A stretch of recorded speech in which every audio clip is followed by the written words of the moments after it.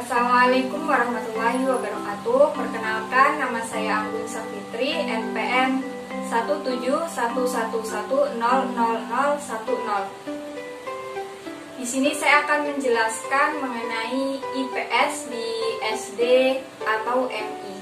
Poin yang pertama yaitu ada pengertian IPS secara bahasa dan istilah. Istilah IPS itu berasal dari bahasa Inggris, yaitu Social Studies, yang kemudian diterjemahkan ke dalam bahasa Indonesia, yaitu IPS. Lalu menurut Supriyatna dan kawan-kawan, IPS itu merupakan hasil rekayasa antara disiplin ilmu pendidikan dengan disiplin ilmu sosial murni untuk tujuan pendidikan. Nah, dengan demikian itu dapat disimpulkan bahwa pembelajaran IPS itu merupakan penyederhanaan disiplin ilmu-ilmu sosial yang dikemas dan diajarkan kepada siswa dalam bentuk mata pelajaran IPS dengan tujuan untuk membantu siswa menjadi warga yang lebih baik. Jadi, di pembelajaran IPS ini itu belajar mengenai ilmu-ilmu sosial yang dimana pembelajaran ini nanti akan didapatkan pada lingkungan masyarakat. Dan selanjutnya yaitu ada perbedaan IPS di sekolah dasar dengan jenjang lain. Nah, pelajaran IPS di SD ini menggunakan konsep-konsep esensi ilmu sosial untuk membentuk subjek, yaitu peserta didik ya, untuk menjadi warga negara yang baik. Nah, karena luasnya cakupan ilmu sosial ini, maka pembinaan harus dimulai dari tingkat yang terendah sampai ke tingkat yang lebih tinggi. Oleh karena itu, pengajaran tentang kehidupan manusia, yaitu pembelajaran IPS ini, itu di masyarakat harus dimulai dari tingkat sekolah dasar, bahkan sebelum menginjak ke sekolah dasar itu pun sudah harus dipelajari atau diberikan pengetahuan mengenai pembelajaran IPS ini. Poin selanjutnya yaitu kedudukan IPS dalam kurikulum. Nah, di tabel ini itu kedudukan IPS dalam kurikulum 2013 ya yang saya ambil. Nah, di sini ada mata pelajarannya, ada pendidikan agama, lalu ada PPKN, bahasa Indonesia, matematika, IPA, IPS, SBK, lalu pendidikan jasmani. Nah, di 8 mata pelajaran ini terbagi menjadi 2 kelompok, yaitu ada kelompok A dan kelompok B. Yang termasuk ke dalam kelompok A yaitu ada pendidikan agama dan budi pekerti.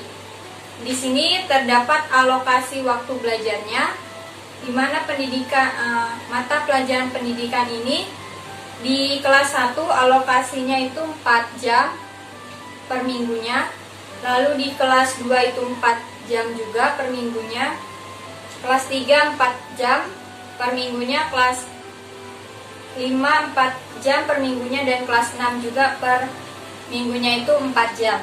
Nah, ini untuk mata pelajaran pendidikan agama dan budi pekerti. Selanjutnya mata pelajaran pendidikan Pancasila dan kewarganegaraan. Untuk alokasi waktunya, kelas 1 itu 5 jam per minggunya, kelas 2 6 jam, kelas 3 6 jam, kelas 4 jam, kelas 5 4 jam, dan kelas 6 4 jam untuk per minggunya. Selanjutnya mata pelajaran bahasa Indonesia, kelas 1 itu 8 jam ya untuk per minggunya, kelas 2 8 jam, kelas 3 10 jam, kelas 4 7 jam, kelas 5 7 jam, dan kelas 6 7 jam untuk per minggunya. Selanjutnya matematika, alokasi waktunya untuk kelas 1 itu 5 jam, kelas 2 6 jam, kelas 3 6 jam, sampai kelas 6 6 jam juga untuk per minggunya. Mata pelajaran selanjutnya yaitu ilmu pengetahuan alam. Untuk kelas 1 sampai kelas 3 belum ada. Dan untuk kelas 4 sampai kelas 6 ini 3 jam untuk per minggunya. Mata pelajaran ilmu pengetahuan sosial untuk kelas 1 sampai kelas 3 belum ada. Kelas 4 dan kelas 6 yaitu sama 3 jam per minggunya. Nah, mata pelajaran yang barusan disebutkan yaitu termasuk ke dalam kelompok A. Kelompok B yaitu ada mata pelajaran seni budaya dan prakarya. Untuk kelas 1 dan kelas 3 alokasi waktu belajarnya yaitu 4 jam per minggu. Kelas 4 dan sampai kelas 6 jam untuk per minggunya. Mata pelajaran selanjutnya yaitu ada pendidikan jasmani, olahraga, dan kesehatan, termasuk muatan lokal juga, yaitu alokasi waktu belajar kelas 1 sampai kelas 3 4 jam. Alokasi waktu belajar untuk kelas 4 sampai kelas 6 itu 3 jam untuk per minggunya. Jadi di sini jumlah alokasi waktu belajar untuk kelas 1 itu ada 32, kelas 2 34, kelas 3 36, kelas 4 36, dan kelas 5 36. Nah, jadi yang membedakan kelompok A dengan kelompok B bahwa kelompok A ini memberikan orientasi kompetensi yang menekankan pada aspek kognitif dan afektifnya. Itu untuk kelompok A ya. Selanjutnya untuk kelompok B ini lebih menekankan kepada aspek afektif dan psikomotornya. Selanjutnya yaitu ada manfaat IPS diajarkan kepada anak sejak di sekolah dasar. Jadi manfaatnya IPS ini diberikan di sekolah dasar agar anak ini memiliki 3 poin penting ya yang dimiliki oleh anak, yaitu yang pertama, peserta didik itu dapat mensistematisasikan bahan, informasi, atau kemampuan yang telah dimiliki tentang manusia dan lingkungan yang lebih bermakna. Selanjutnya itu peserta didik dapat lebih peka dan tanggap terhadap berbagai masalah sosial yang ada di masyarakat dan bertanggung jawab pada masalah tersebut. Poin yang ketiga yaitu peserta didik dapat mempertinggi rasa toleransi dan persaudaraan di lingkungan sendiri dan antar manusia. Jadi sifat rasa toleransi ini agar lebih ditanamkan lagi. Selanjutnya yaitu ada tujuannya. Tujuan IPS ini juga diajarkan di sekolah dasar ini juga ada 3 kajian utama berkenaan dengan tujuan pembelajaran IPS di SD itu sendiri. Yang pertama itu dapat pengembangan atau untuk mengembangkan kemampuan berpikir siswa. Yang kedua itu mengembangkan nilai dan etika. Yang ketiga itu mengembangkan tanggung jawab dan partisipasi sosialnya. Teori yang selanjutnya yaitu ada urgensi pembelajaran IPS itu sendiri. Nah, kita membahas terlebih dahulu mengenai belajar. Nah, jadi belajar di sini itu suatu proses perubahan dalam membentuk dan mengerahkan kepribadian manusia. Jadi perubahan tersebut itu ditempatkan dalam bentuk peningkatan kualitas dan kuantitasnya. Jadi perubahan di sini itu perubahan yang lebih baik lagi atau yang tadinya belum mengetahui menjadi tahu dengan belajar ini. Nah, sejalan dengan hasil belajar, hasil belajar ini didapatkan dari belajar tersebut. Kenapa bisa dikatakan hasil belajar? Karena dengan belajar kita memperoleh sesuatu dari yang tadinya belum mengetahui jadi mengetahui, yang tadinya perilaku kurang baik menjadi perilaku yang baik. Nah, sejalan dengan teori belajar tersebut itu berkenaan dengan pendidikan IPS yang memiliki tujuan yang sangat mulia, yaitu untuk memahami dan mengembangkan pengetahuan, nilai, sikap, keterampilan sosial, kewarganegaraan, serta mampu merefleksikan dalam kehidupan masyarakat bangsa dan negara. Selanjutnya ada bermanfaatan pembelajaran IPS dalam mendukung kegiatan belajar siswa. Nah, pembelajaran IPS ini yang bermakna itu diperlukan agar siswa dapat mencapai dan tujuan dari pendidikan IPS itu sendiri. Nah, dalam pendekatan pedagogis juga, guru itu harus mampu meningkatkan antusias yang tinggi dalam pelajaran IPS ini untuk memberikan motivasi kepada siswa, agar siswa ini lebih aktif dalam pembelajaran, khususnya di pembelajaran IPS ini. Nah, kebermanfaatan dalam mendukung kegiatan peserta didik ini harus peka terhadap masyarakat. Nah, poin kedua dari kebermanfaatan IPS ini yaitu memiliki sifat mental positif terhadap perbaikan segala ketimpangan yang terjadi. Poin yang ketiga itu keterampilan mengatasi setiap masalah yang terjadi sehari-hari. Jadi, pembelajaran IPS ini lebih menekankan bagaimana peserta didik ini bersosial di masyarakat agar menjadi manusia yang berperilaku baik. Selanjutnya ada ruang lingkup pembelajaran IPS. Jadi ruang lingkup ini meliputi berbagai hal yang berkaitan dengan materi IPS pada jenjang di SD ya. Jadi ruang lingkup ini yang berkaitan di sekolah dasar, yaitu ada 9 poin. Yang pertama itu perspektif pembelajaran IPS di SD atau MI. Yang kedua itu manusia dan lingkungan. Yang ketiga individu, kelompok, dan kelembagaan. Yang keempat perubahan dan konflik sosial. Yang kelima dinamika budaya. Yang keenam ruang dan waktu dalam sejarah. Yang ketujuh itu penampakan muka bumi. Yang kedelapan perekonomian dan pelaku ekonomi. Yang ke-9 itu ilmu pengetahuan dan teknologi dalam pendidikan. Selanjutnya itu ada pendekatan dan metode pembelajaran di IPS. Pendekatan yang saya pilih di sini yaitu saintifik. Saintifik itu mengamati, menanya, mencoba, menalar, dan mengkomunikasikan. Dan selanjutnya yaitu ada metode pembelajaran IPS. Yang saya pilih di sini yaitu metode kooperatif tipe Insight, Onsite, dan Circle atau IOC.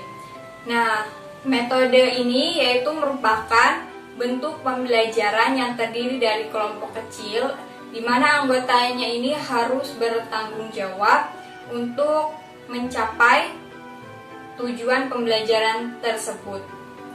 Nah, selanjutnya ada kelebihan dan kekurangan dari metode kooperatif tipe Insight, Onsite, Circle atau IOC ini, yaitu kelebihannya menurut Anitali, kelebihannya itu siswa akan mudah mendapatkan informasi yang berbeda dalam waktu yang bersamaan.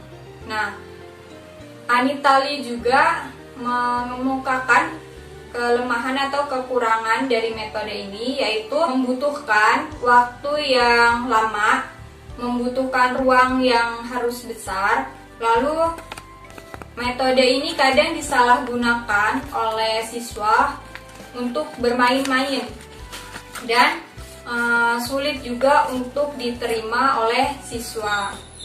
Jadi pada pembelajaran atau materi pada kali ini saya memberikan contoh pendekatan dan metode tersebut, yaitu pendekatan saintifik dan metode kooperatif tipe IOC. Jadi pendekatan dan metode ini perlu dirancang dengan baik dan tertata atau tersusun dengan rapi dan dipersiapkan dengan matang agar proses pembelajaran, yaitu pembelajaran khususnya pada IPS ini dapat berjalan dengan baik. Dengan begitu dapat tercapainya tujuan pembelajaran tersebut. Selanjutnya ada materi dalam pembelajaran IPS di SD. Di sini saya mengambil judul yaitu keberagaman suku bangsa dan budaya di Indonesia, Materi ini terdapat di kelas 4 sekolah dasar atau MI. Jadi Indonesia ini kaya akan bangsa dan budaya. Indonesia ini memiliki 34 provinsi. Setiap provinsi ini memiliki suku, bangsa, serta budaya yang berbeda. Perbedaan tersebut ini membuat Indonesia ini menjadi negara yang unik.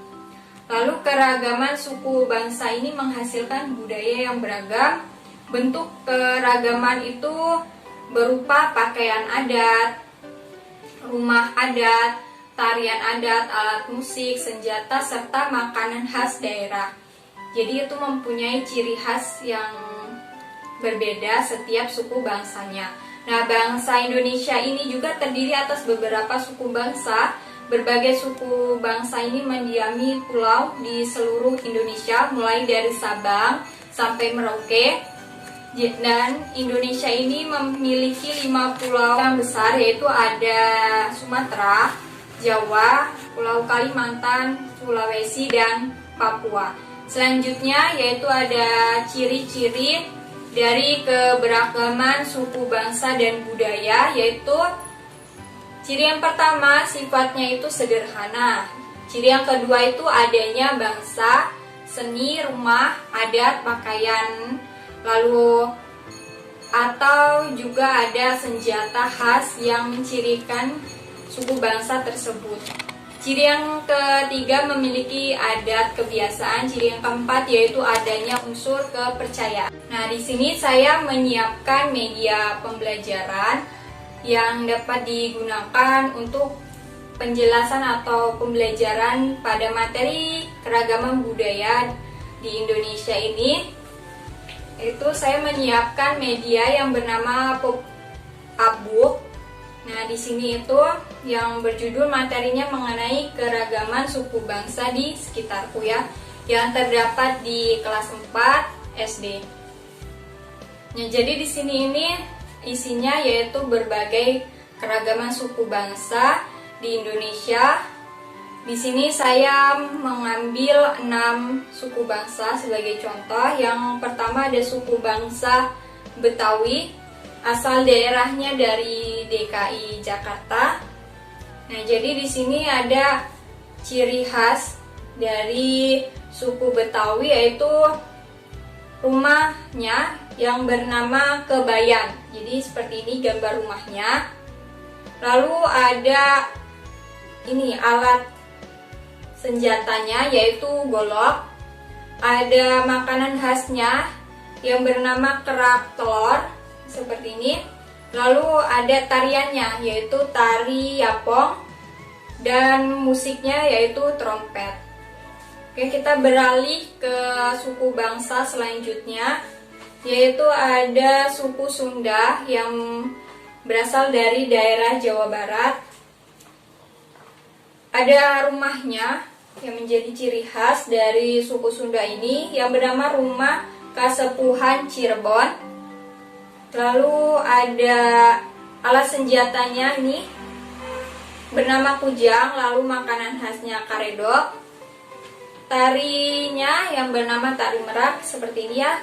Lalu musiknya itu angklung. Selanjutnya yaitu suku Jawa berasal dari asal daerahnya ya DI ya, Daerah Istimewa Yogyakarta. Rumahnya bernama joglo, seperti ini gambar rumahnya. Lalu senjatanya keris. Makanan khasnya bernama gudeg Jogja. Dan tariannya ini bernama tari Sekar Putri. Lalu musiknya ini gamelan Jawa, seperti ini ya gambarnya. Ada suku Bali, asal daerahnya dari Bali. Rumahnya yaitu bernama Gerbang Candi Bentar. Jadi di Bali itu mempunyai ciri khas atau diciri khaskan adanya gerbang Candi Bentar ini di setiap rumah di Bali. Selanjutnya senjatanya yaitu rencong, seperti ini rencong. Makanan khasnya ayam betutu. Lalu tariannya yaitu tari pendet namanya. Lalu musiknya itu gamelan Bali. Selanjutnya suku Batak. Asal daerahnya dari Sumatera Utara. Rumahnya seperti ini, yang bernama rumah karo. Lalu senjatanya bernama pisau surit. Makanannya seperti ini, dengke mas. Dan tariannya seperti ini, bernama tari tortor. Senjatanya boni gorgia. Seperti ini ya, gambar boninya. Yang keenam, suku Ambon, asal daerahnya dari Maluku. Rumahnya itu bernama rumah Bayi Leo, seperti ini. Senjatanya itu parang salawaku, seperti ini gambarnya. Lalu makanan khasnya papeda. Tariannya itu bernama tari lenso, seperti ini tariannya. Dan musiknya itu bernama ara babu, seperti ini. Itulah tadi materi mengenai keberagaman suku bangsa dan budaya di Indonesia.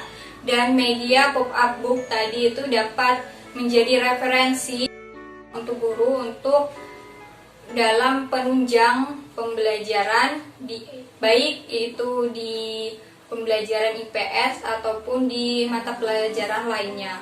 Selanjutnya yaitu ketika sudah memberikan proses pembelajarannya yaitu materi, maka guru akan menilai seberapa jauh atau apakah anak ini atau siswa memahami materi yang sudah disampaikan, atau guru ingin mengetahui hasil belajar dari materi tersebut, yaitu ke tahap selanjutnya memberikan evaluasi. Jadi evaluasi ini penting untuk diberikan agar mengetahui hasil belajar yang didapatkan atau yang diperoleh oleh peserta didik.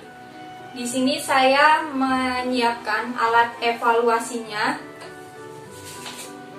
Saya menyiapkan alat evaluasi yaitu pada ranah pengetahuan, di mana pengetahuan ini berupa tes.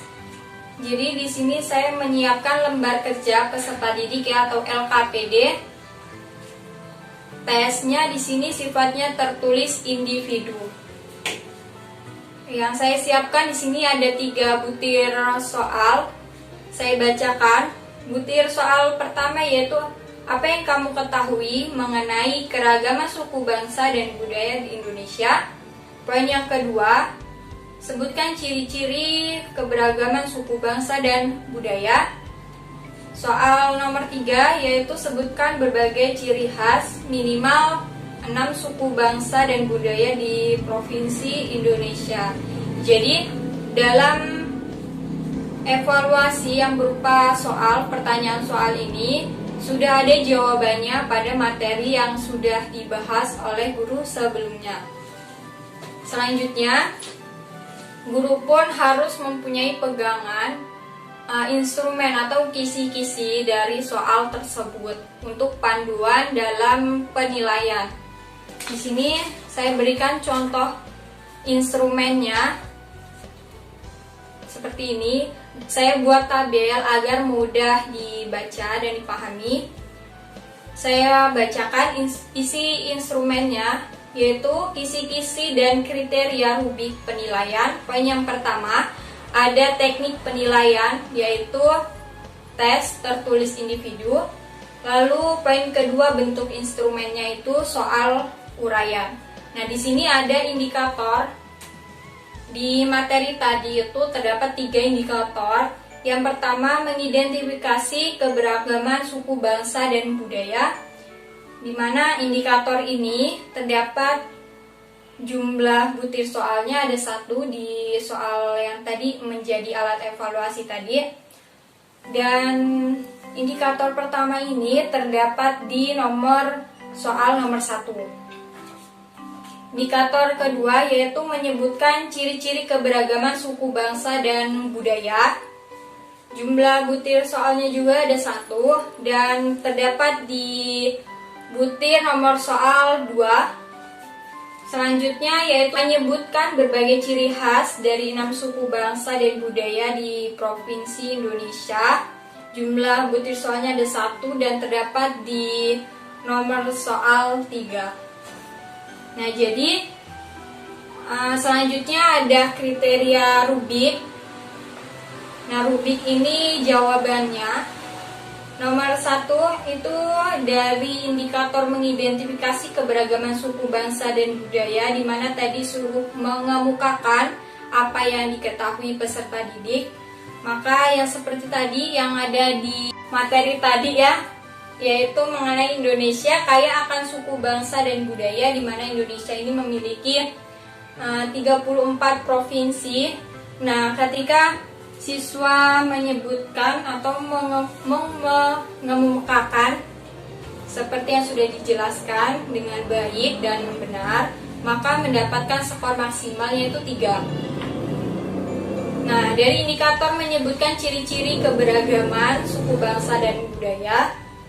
Ciri-cirinya yang tadi ya sifatnya sederhana, adanya bahasa, seni, rumah, terus memiliki adanya kebiasaan, adanya unsur kepercayaan. Jika tepat dan lengkap menyebutkannya, maka skor maksimal yang diberikan juga 3. Selanjutnya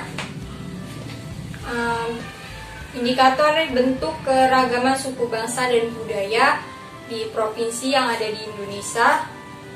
Itu minimal menyebutkan 6 suku bangsa dan benar menyebutkan ciri khasnya yang terdapat di suku bangsa tersebut, seperti suku bangsa Betawi kan, asal daerahnya dari DKI Jakarta, lalu suku Sunda asal daerahnya dari Jawa Barat dan sebagainya, sudah dijelaskan di materi sebelumnya. Jika tepat menjawabnya, maka skor maksimal yang didapat peserta didik yaitu 4. Selanjutnya itu ketika sudah menjawab ketiga soal tersebut dan benar, maka dalam pengambilan nilai yaitu nilai akhir anak pengetahuan ini diperoleh berdasarkan jumlah skor yang diperoleh siswa. Jadi bagaimana siswa itu menjawab, nah itu menjadi penilaiannya. Nah, rumusnya yaitu nilai akhir ini yaitu sama dengan jumlah skor yang didapatnya berapa dikali 10. Contoh, siswa nomor 1 benar tepat ya mendapatkan skor 3, nomor 2 juga benar dan tepat mendapatkan skor 3, nomor 3 juga benar dan tepat mendapatkan skor maksimal 4. Jadi 3 ditambah 4 yaitu 10, maka nilai akhir yang diperoleh peserta didik jumlah skornya 10 dikali 10, maka memperoleh nilai 100. Jadi seperti itu. Seperti itu ya perhitungan kriteria Rubiknya. Itulah presentasi dari saya mengenai IPS di SD atau MI ini. Semoga bermanfaat dan dapat dipahami. Saya akhiri. Wassalamualaikum warahmatullahi wabarakatuh.